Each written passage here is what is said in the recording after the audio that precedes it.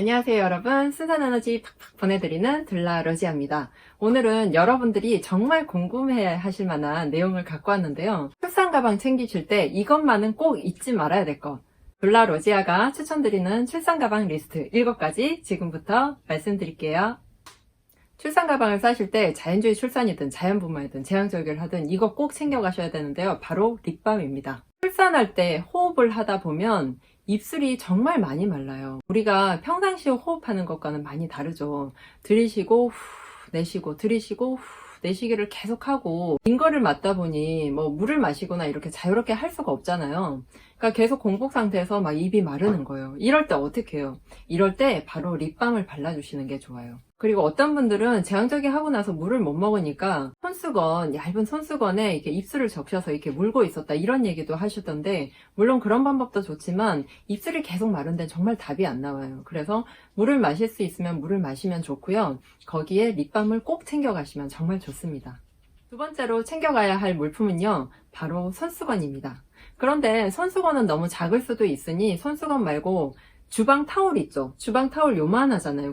주방 수건을 챙겨가시라고 하는 이유는 나중에 이제 밀어내기 호흡을 하거나 또 출산 중간에 더웠다 추웠다를 했을 때 땀이 굉장히 많이 나요. 근데 땀을 마땅히 닦을 만한 게 없으니까 막 휴지 갖다가 닦고 막 이런단 말이에요. 그럴 때 손에도 땀 나고 이마에도 땀이 날 수 있어요. 그걸 대비하셔서 손수건이나 주방 타올처럼 원래 타올의 한 반 크기 정도 되는 걸로 챙겨가시면 좋을 것 같아요.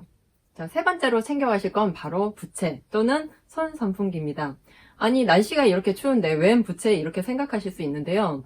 제가 출산을 진행을 해보면 자궁 수축이 올 때 어때요? 혈압이 올라가니까 더워요. 수축이 지나가고 나면 바로 추워지거든요. 추우면 뭔가 이렇게 덮으면 되는데 더울 때는 뭘 붙여줄 게 없더라고요. 그래서 저도 부채나 손 선풍기를 항상 들고 다니는데, 여러분 이거는 가져가셨다가 뭐 쓸 일이 없으면 모르지만 없으면 정말 불편해요. 옆에서 아내가 진통 중인데 너무 덥다 하면 막 붙여주다가 또 춥다고 하면 이불이나 이런 걸 좀 덮어주시고 이렇게 좀 센스 있게 해주시면 정말 좋을 것 같아요. 네 번째로 추천드리는 건 바로 음악입니다.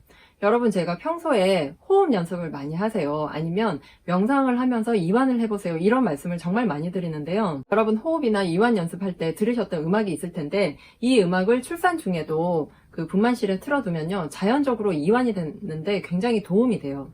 진통이 오는 와중에 호흡을 아무리 잘해도 이완하기가 힘든데, 평상시에 내가 호흡하면서 이완했던 게 있기 때문에 똑같은 음악을 들으면 굉장히 심리적으로 안정이 되겠죠.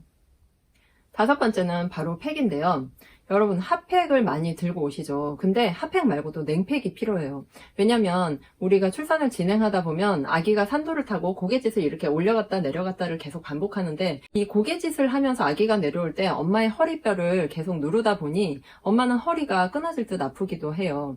그래서 이럴 때 필요한 게 남편의 마사지 또는 핫팩 또는 냉팩입니다. 그리고 이 냉팩은 그냥 허리 진통에만 쓰일 뿐만 아니라, 여러분 나중에 출산하고 나서 만약에 회음부가 많이 부었어요. 그러면 거기에 곧바로 자욕을 하실 게 아니라 냉찜질을 좀 하셨을 때 회음부 열상이 좀 가라앉으니까 이거 참고하셔서 냉팩, 온팩 둘 다 잘 챙겨가셨으면 좋겠어요. 여섯 번째는 바로 머리끈입니다.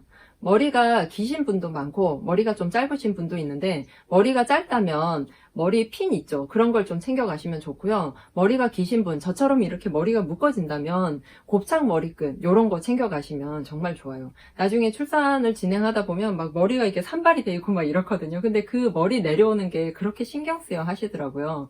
그러니까 여러분 머리끈 꼭 챙겨가세요. 자, 마지막 7번째는 바로 막대 사탕입니다. 여러분 이거는 예측하지 못하셨죠? 자, 우리가 양수 조기 파수가 만약에 됐어요. 그러면 새벽에 양수 파수가 돼서 막 급하게 병원을 간단 말이에요. 그러면 공복이죠. 저녁을 먹은 지 최소한 8시간 이상이 지났기 때문에 완전히 공복 상태예요. 그럴 때 태동 검사를 하면 아기가 잘 놀 수 있을까요? 물론 그땐 아기가 잘 논다 해도 또 그 다음 태동 검사를 할 때는 아기가 힘이 없을 수도 있어요.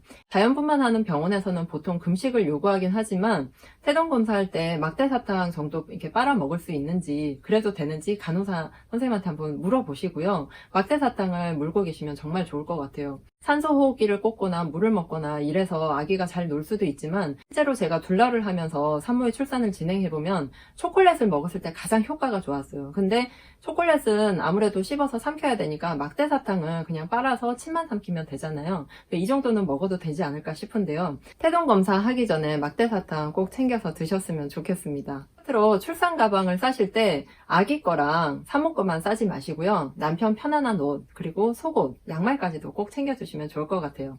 그리고 잊지 마세요. 출산 가방은 37주까지 싸시는 게 좋아요. 37주에 낳는 일은 거의 없긴 하지만 그렇다고 아예 또 없진 않아요. 또 조산기 있는 산모일 수도 있고 양수가 갑자기 파수될 수도 있으니까 37주 전까지 출산 가방 완벽하게 싸두시고요. 제가 오늘 알려드린 출산 가방 필수 품목들 잘 챙겨서 여러분 모두 순산하시길 바랄게요.